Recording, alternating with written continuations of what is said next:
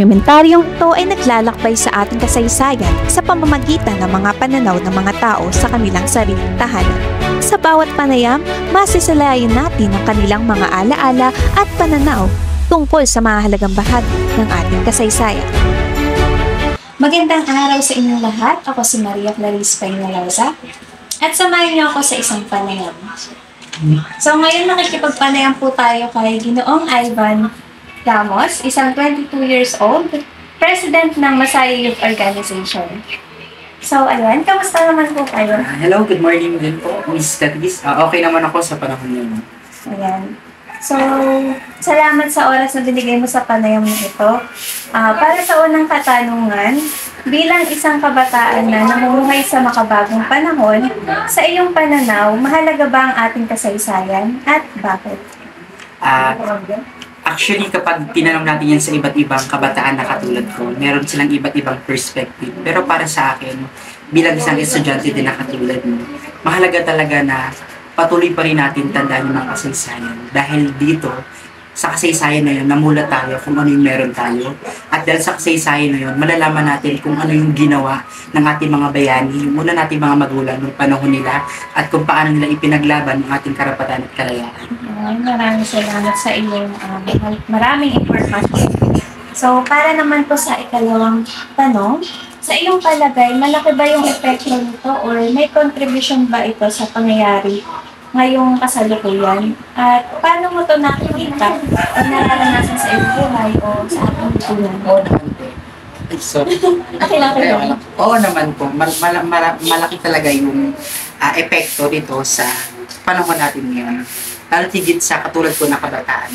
Kasi dahil sa kasaysayan nga, malalaman natin kung ano yung pwede natin gawin, kung paano natin mamahalin yung sarili natin.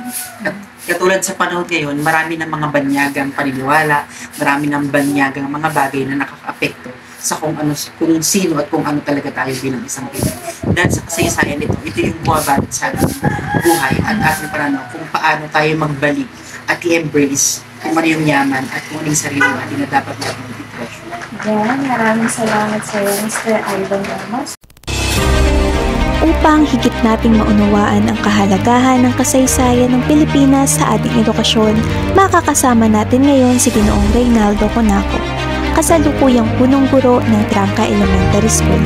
Bilang isang tagapagturo at leader sa larangan ng edukasyon, ibabahagi niya sa atin kung paano maaaring gamitin ang kasaysayan bilang inspirasyon upang palakasin ang diwa ng pagka-Pilipino sa mga kabataan. Hinihikayat ko kayong lahat na makinig sa kanya upang mas mapalalim pa ang ating pag-unawa sa ating kasaysayan at ang mahalagang papel nito sa paghubog ng susunod na henerasyon ng mga Pilipino. Ngayon naman, lalapit tayo kay Ginoong Reynaldo M. Conaco, isang principal ng Trangka Elementary School. So, maraming salamat po sa inyong oras at pagpayag sa aming panayam. Para po sa unang tanong, sa inyong pananaw po, nabibigyan pa rin po ba ng halaga ang ating kasaysayan? Meron pa rin. Malaki pa rin ang pananagutan ng edukasyon para sa pag-aaral ng mga mag-aaral sa kasaysayan, lalo sa signaturang panlipon. Maraming salamat po.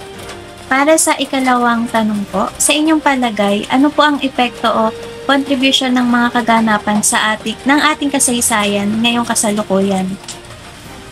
Ito ay meron pa rin kibat na kaalaman para sa pagpapatuloy ng sa ating lalo sa pamamagitan ng mga kultura ng ating bansa.